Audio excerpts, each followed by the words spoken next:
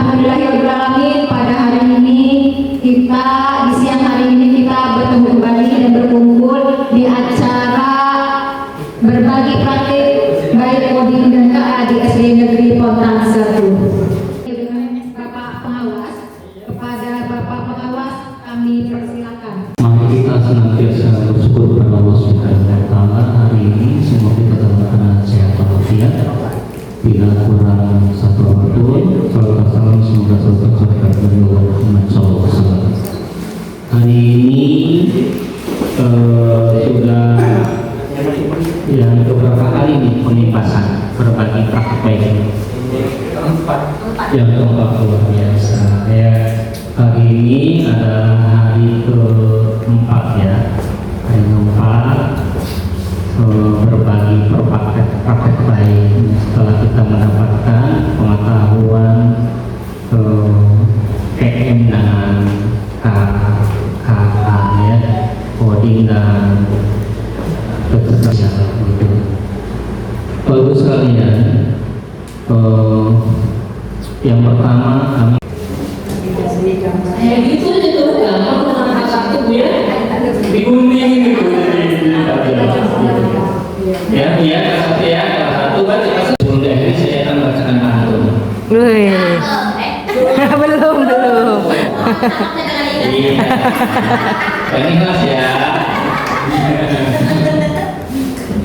Pagi cerah atau siang cerah langit membiru. Cakep. Senyum guru sambut tamu bahagia. Cakep. Oleh dari kini dari mutu. Jadi Pontang 1 siap melangkah maju. Ada lagi menanam bunga di tepi halaman. Anak SD Pontang 1 di era teknologi. tapi ditekankan juga ke murid kecerdasan artifisial ini jangan hanya mereka bisa memanfaatkan, tapi juga bisa, maksudnya mereka juga bisa memanfaatkan, tapi jangan sampai menyalahgunakan. Jadi itu yang ditekankan juga itu, ibaratnya pisau. KA itu kecerdasan artifisial itu ibarat pisau. Mengenai tentang coding dan KA ya, yang sudah ditunggu-tunggu ya, kita sambut Ibu Rohman yang akan menyampaikan silakan Ibu Rohman.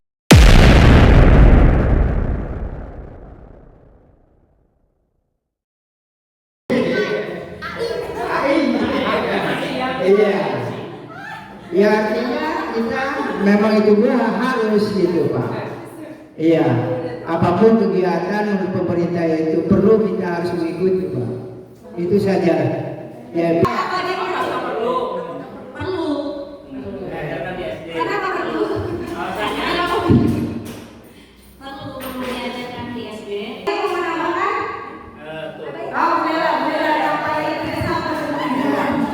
Ini mah sudah paham. Menurut saya ya, AI itu adalah kecerdasan teknologi yang kita mencari sesuatu belajar itu langsung ada gitu ya, langsung ada jawabannya gitu ya. Jadi kita lebih dipermudah gitu dari teknologi itu gitu, dari kecerdasan AI itu. Dan untuk ini, untuk anak SD gitu, ya sangat perlu sekali coding itu diajarkan oleh untuk anak gitu ya, supaya anak itu lebih mendalam, lebih mengetahui apa yang disampaikan coding ini dari guru ke anaknya gitu kan, siswanya gitu ya. Ada satu lagi karena sebenarnya ada 4. Sebenarnya ada satu lagi. Berna mau berikan ini? Berikan, ayo dong.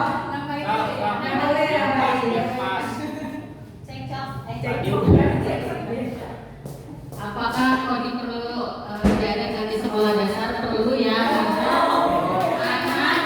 agar anak bisa berpikir kritis ya. Karena kan coding itu kan kata bapak tadi buat yang kayak puzzle gitu ya. Nah itu juga biar anak itu lebih kreatif gitu. Kalau salah kan kita bisa membenarkan gitu ke ininya ke gurunya. Terima kasih. Oke, itu untuk bukan pertanyaan aja Pak, karena sebenarnya ada. Terima kasih.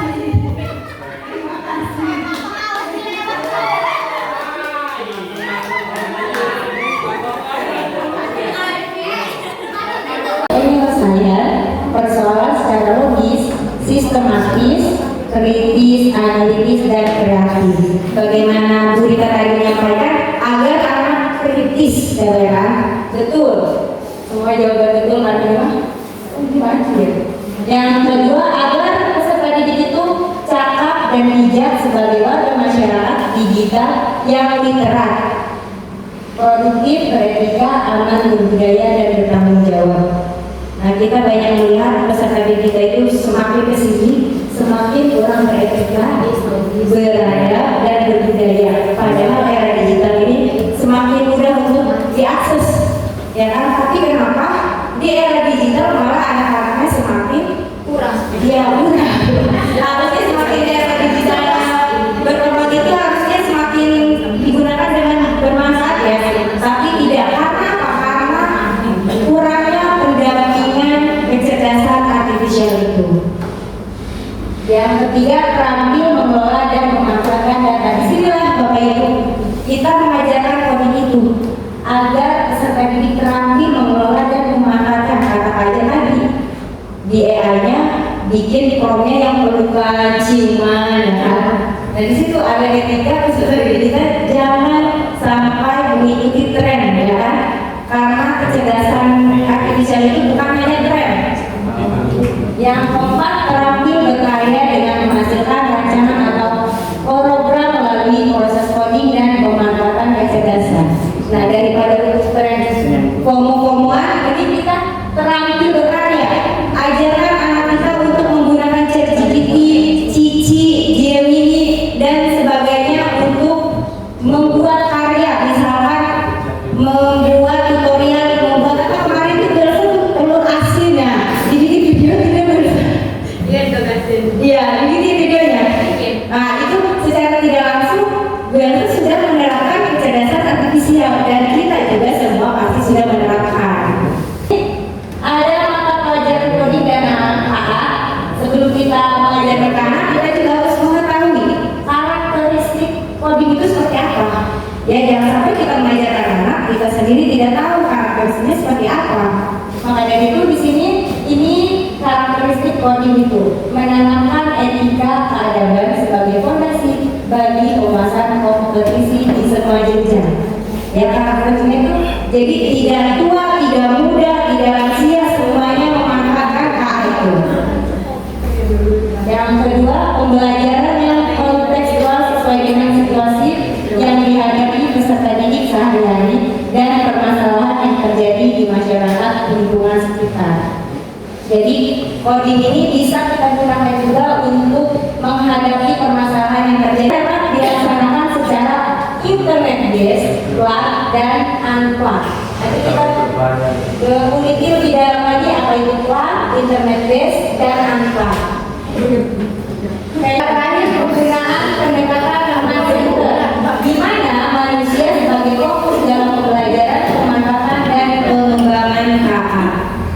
Di sini peserta didik tidak hanya disuruh untuk memanfaatkan, tapi usahakan untuk mengembangkan juga kecerdasan artifisial itu. Jangan hanya menggunakan game, tapi dia tidak tahu menggunakan game itu seperti apa. Nah, disitulah peran Bapak Ibu guru untuk mendampingi anak-anak peserta didik kita. Elemen coding dan KA, ini beberapa elemen coding dan KA. Di antaranya ada berpikir komputasional, literasi digital, literasi dan etika KA, pemanfaatan pengembangan KA, algoritma pemrograman, analisis data. Ini hanya elemen saja. Nah, berpikir komputasional itu apa? Berpikir komputasional itu merupakan kemampuan menyusun solusi masalah secara logis dan sistematis sehingga dapat diproses oleh manusia maupun komputer. Di situ ada 4 prinsip, diantaranya ada dekomposisi, pengenalan pola, abstraksi, dan algoritma. Di mana dekomposisi ini adalah pada bagian dekomposisi ini saya sudah membuka buku coding dan KA yang kelas 5. Ternyata dekomposisi ini di bukunya itu pengertian. Dari dekomposisi ini nanti Bapak Ibu bisa mengajarkan langkah-langkah membuat nasi goreng. Masuk akal nggak Bu? Cocok itu Pak. Hah? Cocok. Cocok.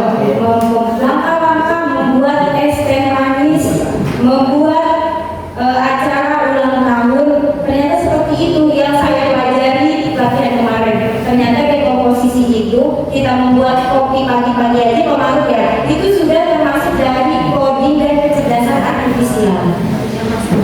Jadi anak itu membuat list, Bapak Ibu guru silakan buat teh manis.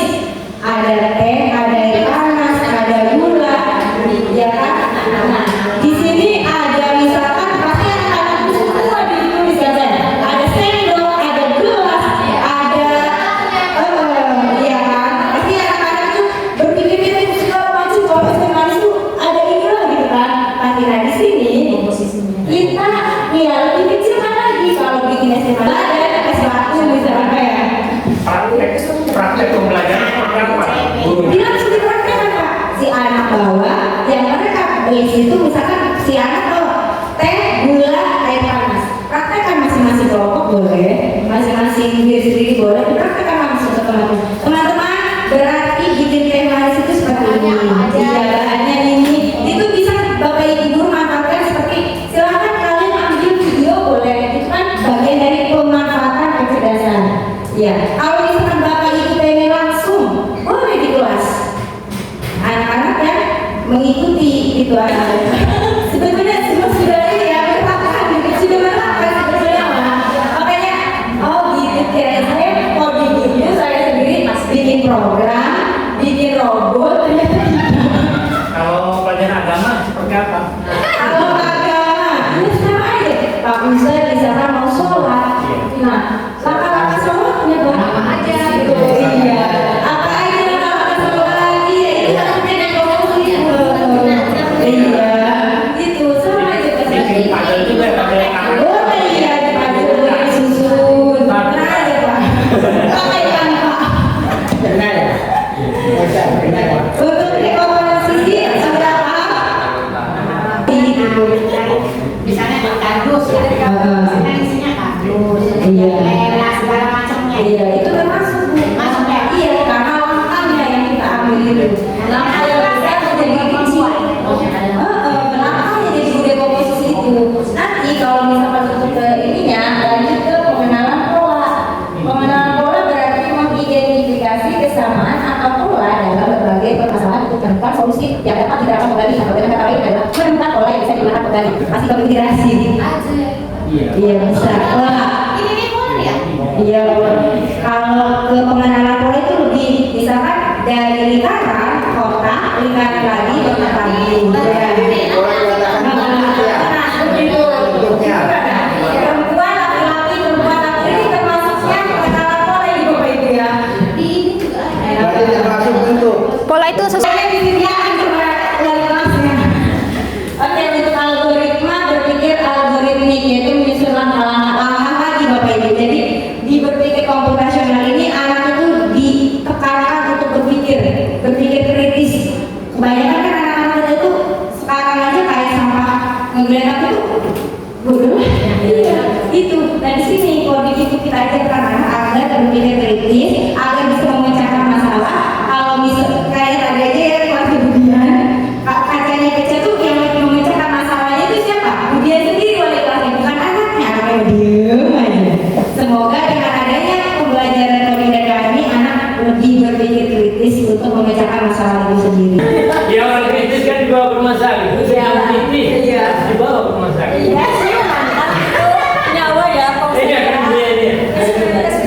Yang saya takutkan juga ketika di bidang agama PAIB itu menerangkan bangsa bahas atau pembahasan yang abstrak. Ini kan kajiannya yang konkret kan, yang bisa dilihat, bisa diraba, bisa juga yang anak-anak kan gitu ya. Tapi ketika yang abstrak yang goib, anak-anak pembelajaran kita mengenai iman kepada para malaikat. Kita yang dipotingkan apa ya?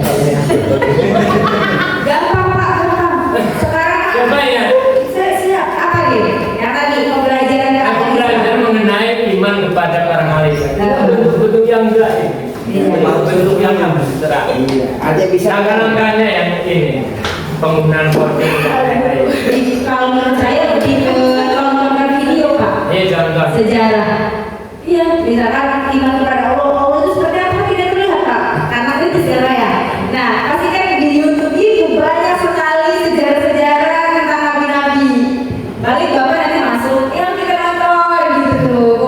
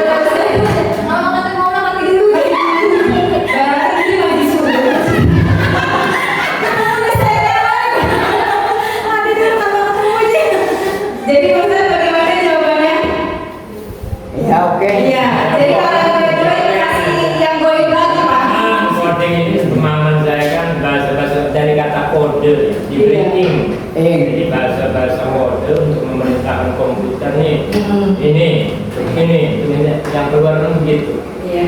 Coba gambar tayangan malaikat gimana? Yang keluar kan kayak mobil gombel misalnya.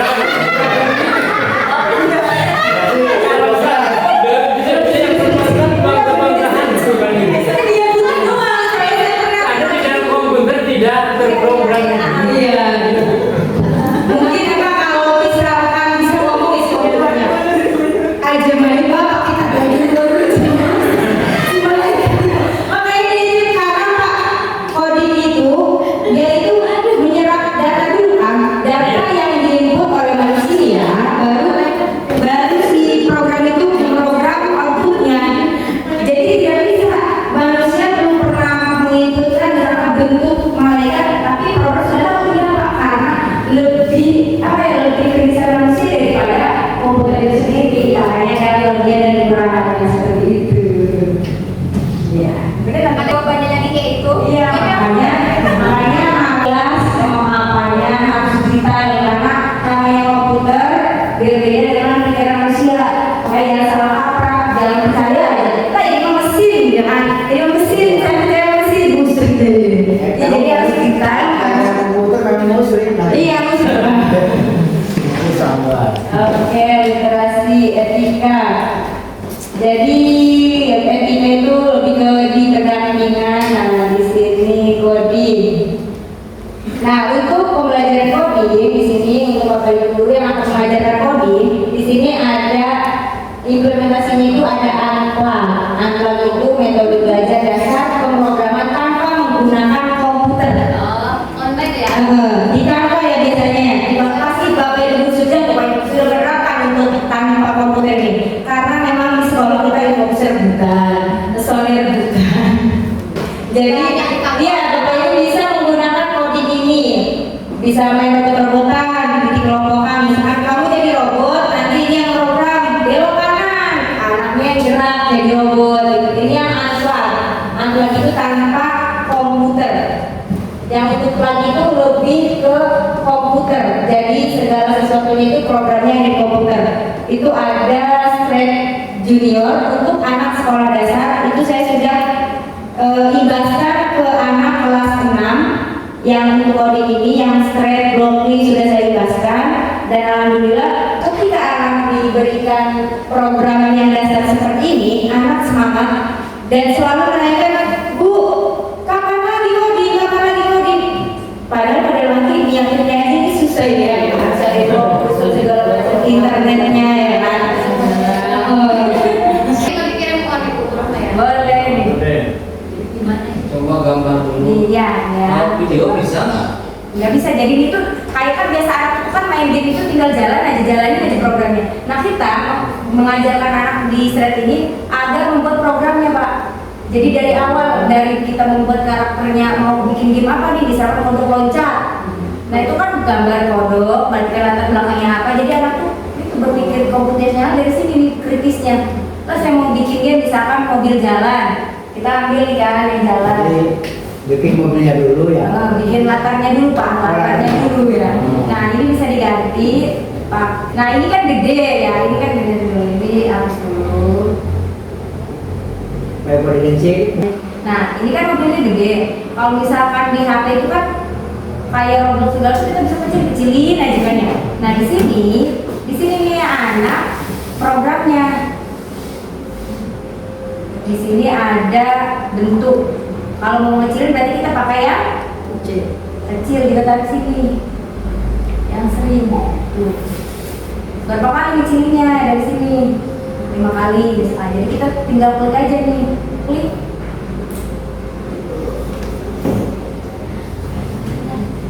Lu semua makin gratis dong. Iya, ganti Pak. Sama habis coding sama tuh. Iya.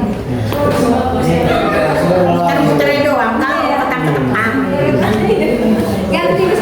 Iya, guru sini guru lo di.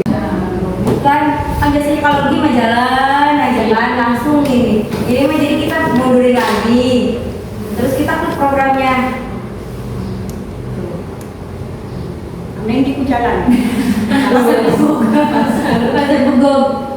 Nah kalau ini AI for Ocean ini bukti bahwa kalau pemanfaatan komputer itu tidak seperti manusia berpikirnya. Jadi harus ada inputan yang banyak, baru dia bisa nyerna gitu. Ini namanya AI for Ocean. Nah,